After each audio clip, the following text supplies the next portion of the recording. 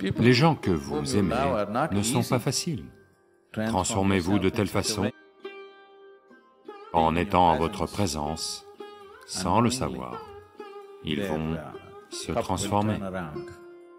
En ce qui concerne votre processus spirituel, de toute façon, vous êtes seul. Namaskaram Sadhguru. J'ai une relation avec une personne très amère qui ne s'intéresse pas à la spiritualité. Comment gérer ma relation sans m'égarer au niveau spirituel? Si votre seule préoccupation est votre croissance spirituelle, alors, si votre partenaire est un démon, c'est la meilleure chose. Mais votre partenaire, votre mari, femme, n'est pas qu'une question de croissance spirituelle, vous voulez aussi avoir une vie agréable en famille.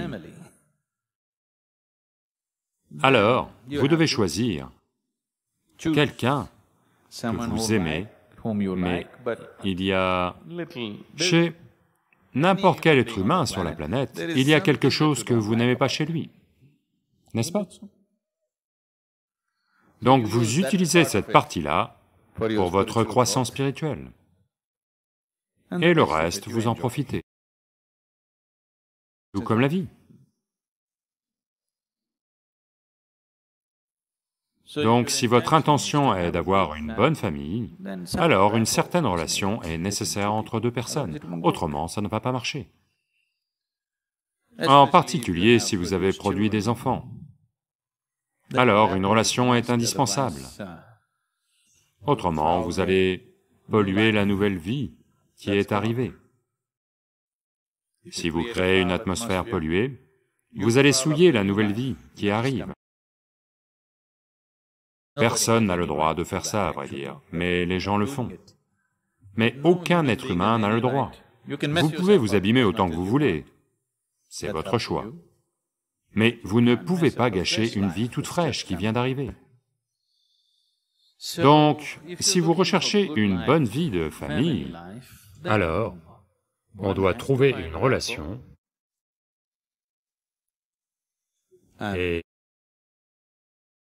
cette relation implique quelques domaines communs au moins. Mais si vous recherchez une vie spirituelle, peu importe quel genre de personne il est, vous pouvez tout utiliser pour votre croissance. Tout pour votre croissance, si c'est votre seul objectif. Mais en général, votre objectif est dans les deux sens, vous voulez avoir un peu de ça et un peu de ci. C'est un marché mixte, donc ça devient un peu complexe. Donc, construire une relation demande des efforts, demande des compromis, demande de l'amour, de l'endurance. Ça demande de l'endurance, vous savez. Quelqu'un est constamment comme ça, vous voulez construire une relation avec cette personne, mais vous ne voulez pas aller dans sa direction. Cela demande beaucoup d'endurance. Oui ou non? Les gens que vous aimez ne sont pas faciles. Alors, que pouvez-vous faire? Une chose, c'est de vous transformer de telle façon qu'en étant en votre présence, sans le savoir, ils vont se transformer. Hier encore, vous savez, l'autre jour, je suis sorti sous la pluie, je suis sorti, il s'est mis à pleuvoir, et je portais mes deux téléphones indiens parce que j'attendais des appels. Je veux dire, l'un est pour l'Inde, l'autre pour l'Europe, l'autre pour l'Amérique, j'avais 3 téléphones. J'en avais un dans ma veste, l'autre dans les poches de mon pantalon. Et le temps d'arriver ici, ils ont été mouillés, et les 2 téléphones ont simplement grillé. Et puis, les gens autour de moi m'ont dit, « Sadhguru, pourquoi avoir 2 téléphones? Maintenant, on peut avoir 2 cartes SIM dans un téléphone. Si vous le tenez comme ça, vous parlez sur la carte SIM indienne. Si vous le retournez, il passe à l'autre carte SIM. Il n'y a pas à changer quoi que ce soit, juste comme ça. Il utilise une carte SIM, si vous le retournez, il utilise une autre carte SIM. Vous devez devenir comme ça. J'étais très méfiant de ce téléphone, je ne l'ai pas pris, mais... Mais vous devez devenir comme ça. Si vous voulez emmener les gens qui sont autour de vous avec vous, si vous voulez marcher seul, c'est très facile. Si vous voulez emmener des gens avec vous, alors ça nécessite énormément d'efforts. Lorsqu'on a posé cette question à Gautama, est-il préférable de marcher seul sur le chemin ou avec un compagnon? Il n'est pas comme moi, il est...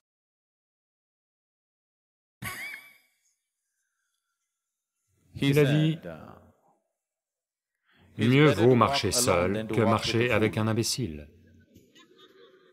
Il ne dit pas, ne marchez avec personne, il ne dit pas, n'ayez pas de compagnon, mais il a dit, mieux vaut marcher seul que marcher avec un imbécile. Parce que ils peuvent vous drainer, ils peuvent prendre énormément de temps et d'énergie, et vous ne savez pas, ils peuvent être plus forts que vous et vous faire aller dans leur direction plus que vous ne les faites aller dans la vôtre. Tout est possible. Oui. Donc, je ne vais pas dire ce que Gautama a dit. Tout ce que je dis, c'est que peu importe comment vous marchez, en ce qui concerne votre processus spirituel, de toute façon, vous êtes seul. Personne n'est avec vous. Il n'y a que le processus corporel, le processus matériel de la vie, que vous pouvez partager avec les gens. Vous arrivez seul et vous partez seul, n'est-ce pas?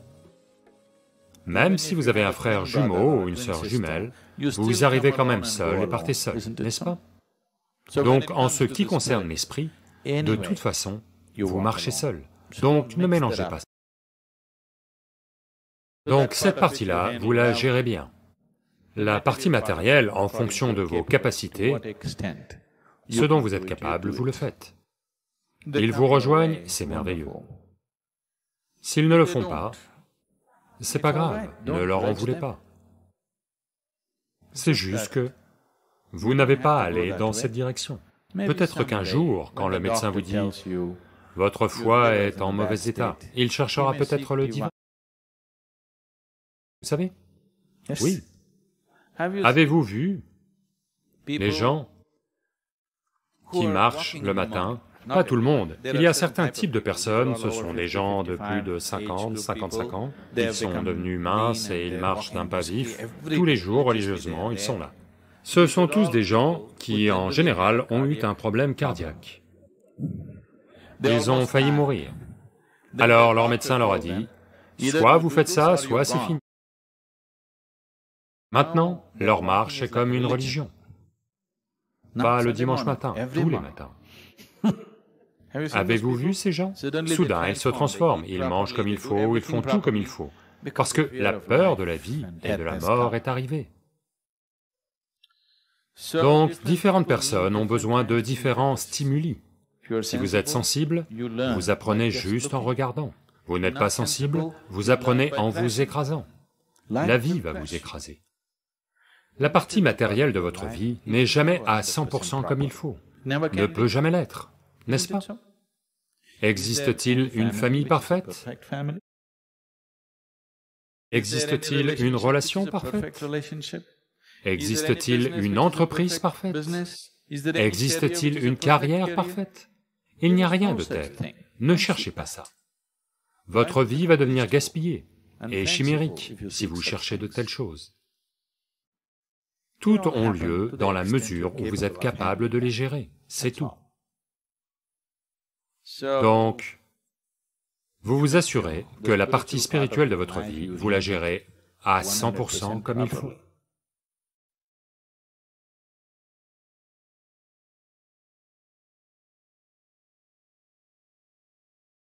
Ce que l'on veut faire pour n'importe qui n'a pas lieu parce qu'il le veut. Ça a lieu parce qu'il acquiert la capacité nécessaire. Sans capacité, je veux que ceci ait lieu, je veux que cela ait lieu, il n'y aura que des rêves vides. Pour que la vie ait lieu, on doit acquérir la capacité nécessaire.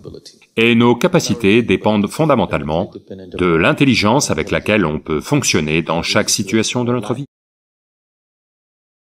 Et cela dépend fondamentalement de à quel point notre cerveau est bien connecté. Dans les temps anciens, dans ce pays, dans cette culture, il y avait des systèmes élaborés sur la façon d'entraîner le cerveau. Comment câbler le cerveau aussi intensément que possible. Il y a des gens, il y a eu un très bel exemple qui a eu lieu vers 1930. Vous avez entendu ces gens qui chantent pendant longtemps, peut-être dans un temple ou ailleurs, vous avez entendu ces gens faire ces et tout ça, chanter pendant des heures ensemble? Donc ces chants étaient utilisés pour connecter le cerveau de manière très importante parce que les sons que vous employez ont un gros impact sur ce qui se passe dans le cerveau. Donc ces mantras étaient structurés, ils faisaient intervenir des mathématiques et ils faisaient intervenir une certaine poésie en même temps. Comme ils utilisaient un certain niveau de son structuré, ça câblait tellement leur cerveau qu'ils ont une mémoire phénoménale, qui est presque humainement impossible. Normalement, de nos jours, on considère ces choses humainement impossibles. Ils avaient ce genre de mémoire parce qu'ils utilisaient ces sons d'une certaine manière. Ceci est arrivé. Deux personnes vont à Bénarès, des amis. Ils se baignent dans la rivière et entre eux, ils parlent et ils concluent une affaire. Donc il a été convenu que l'un des amis offre 50 000 roupies à l'autre ami pour faire des affaires. Donc là, sur place, verbalement, oralement, il passe un accord et c'est réglé. Et quelques années plus tard, comme il n'y a pas de document écrit, quand cet homme veut récupérer l'argent, l'autre gars dit « Tu ne me l'as jamais donné. Il ne s'est jamais rien passé de tel. » Donc il va au tribunal. Quand il va au tribunal, il n'a aucune preuve. Il dit « J'ai donné l'argent », mais il n'a aucune preuve. Alors le juge dit « Vous devez apporter des preuves, autrement, on ne peut rien y faire. » Ensuite, il se rappelle que, quand ils étaient dans la rivière, ils ont vu un prêtre brahmane qui se baignait près d'eux. Donc, il espère juste que, peut-être, qu'il a entendu ce qu'on a dit et que je peux l'amener en tant que témoin. Donc il part à la recherche de cet homme, à Bénarès. Il trouve l'homme. Et à sa grande déception, il se rend compte que l'homme ne parle pas anglais, et eux, ils parlaient en anglais. Et ce prêtre ne parle pas anglais. Donc il se dit, ça ne va pas. Puis le brahmane demande, pourquoi? Alors il lui dit, voyez, il y a 4 ans, on se baignait et vous étiez là aussi. J'espérais juste que je pourrais vous utiliser en tant que témoin. Le brahmane dit, ok, je peux répéter ce que vous avez dit. Tout ce que vous avez dit, je peux le répéter. Il ne parle pas anglais, mais il a répété chaque mot de ce qu'ils ont dit. Il s'en est juste souvenu, chaque son qu'ils ont prononcé. Il n'en connaissait pas le sens et il ne parlait pas la langue, mais il pouvait répéter chaque mot de ce qu'ils avaient dit. Et il a été amené au tribunal et il a gagné le procès. Donc, notre mémoire et notre capacité à faire les choses peuvent être énormément améliorées, si seulement on gère cette situation intérieure comme il faut. Et une chose simple à faire, si vous en avez tous la volonté, on peut y ajouter beaucoup d'autres étapes, mais une chose simple avec laquelle commencer, c'est d'apprendre à être simplement immobile. Si vous vous asseyez quelque part, simplement apprendre à rester assis, absolument immobile, sans bouger, juste être assis immobile. Vous verrez, votre capacité à saisir et votre capacité à utiliser votre cerveau vont être grandement améliorées. Donc je veux que vous compreniez ceci. Tout ce que vous voyez, entendez, sentez, goûtez et touchez est enregistré. Vos problèmes de mémoire ne sont liés qu'à votre capacité à la faire revenir quand vous en avez besoin. Il n'y a pas de problème d'enregistrement, tout est enregistré. Mais vous n'êtes pas capable de choisir ce que vous voulez. Si vous voulez choisir ça, c'est autre chose qui apparaît. Donc, c'est juste une question de clarté, pas de mémoire. Mémoire signifie, supposez si l'on dit « ce téléphone n'a pas beaucoup de mémoire », qu'est-ce que ça veut dire? Qu'il a une capacité d'enregistrement limitée, n'est-ce pas? Si j'appuie sur 2, si c'est le 5 qui apparaît, qu'est-ce que ça veut dire? Mauvaise mémoire ou mauvais clavier? Mauvais clavier. Donc c'est une question de mauvais clavier. Ce n'est pas une question de mauvaise mémoire. C'est très important que quand vous tapiez 2, pas 5. C'est une question de mauvais clavier. N'essayez pas de réparer la mémoire est formidable. Tout ce que vous voyez est enregistré. Vous n'êtes pas capable de taper le bon numéro. C'est le seul problème, n'est-ce pas? Donc, ce n'est pas une question de mémoire, c'est une question de clarté. Donc, on doit travailler sur la clarté. Qu'est-ce que c'est qui nous donne la clarté mentale? La première chose, c'est d'apprendre à... Si notre clarté n'est pas bonne, la chose simple, c'est de gérer les choses avec une certaine précision. Ça, c'est le Hatha Yoga. Où doivent être vos pieds? Ici, pas là, comme ça. Où doivent être vos mains? Comme ça. Comme ça, non, juste comme ça. En réglant tout ça, ma tête est vers le bas. Oh, pas comme ça. Comme ça. Précision. Maintenant, vous vous asseyez. Une fois assis, vous regardez ça, ok? Comment doit être votre pantalon? Comme ça. Tout ce que vous avez apporté, votre livre, où doit être votre livre? Où doit être votre stylo? Il doit être là. Pratiquez simplement ça. Avec chaque petite chose, amenez juste cette précision dans votre activité. Elle va passer dans votre mental. Vous verrez, ensuite, si je dis ça, il va au numéro 2, il n'ira pas au 5. Maintenant, il est confus, donc allez-y lentement. 2, 3, 1... D'accord, le 2 est là, le 3 est là, le 1 est là. Faites juste ça dans chaque aspect de votre vie. Vous allez vous coucher? Comment ça doit être? Tout. Vous allez dans votre chambre? Comment elle doit être? Apportez juste cette méticulosité que vous avez quand vous faites les asanas dans votre vie. Vous verrez, lentement, le mental va devenir très très clair. Il devient méticuleux avec tout. C'est une pratique simple que vous devez faire à partir de maintenant. Quand vous vous levez, quand vous vous asseyez, quand vous marchez et quand vous sortez, vous devez ressembler à ça, comme si vous faisiez quoi? Matsyendrasana, comme ça? Combien de colonnes ici? N'essayez pas de toutes les compter. La première ligne, si vous regardez simplement comme ça, oh, il y a 5 colonnes. Vous devez juste enregistrer ça. 5 colonnes, un récipient, un petit rocher, un gros rocher, un étang, 4 colonnes en plus, une porte, quelle hauteur? À peu près 3 mètres. Faites juste ça. Avec tout. Combien de pas d'ici à là? Ne comptez pas 1, 2, comme ça. Après avoir fait 3 pas, ok, ça fait 3 de plus. 3 de plus, 3 de plus, 3 de plus, 3 de plus. Au bout de quelques jours, comptez en 11. Ou 4, ou 5. Juste comme ça, sans réfléchir, vous devez commencer à savoir que, ok, je crois que j'ai fait 12 pas. C'est ça le yoga.